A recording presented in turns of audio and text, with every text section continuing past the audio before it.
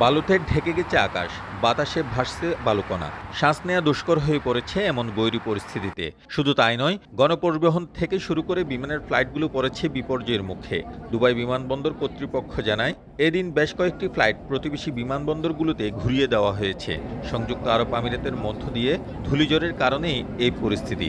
ধূলিঝড়ের মধ্যে গাড়ি আস্তে আস্তে চলতে হয়েছে এবং গাড়ি দিনে 4-5 বার পরিষ্কার করতে হয়েছে। এরকম যে ঘূর্ণিঝড় আর কখনো দেখি নাই। মনে হচ্ছে যে আমরা যদি গাড়ি নিয়ে বের হই, একটা গাড়ি আরেকটা গাড়ি দেখতে পাচ্ছি না এবং কোনো বিল্ডিং দেখা যাচ্ছে না। এটা ঠিক ভোরের থেকেই ঠিক আরম্ভ হয়েছে।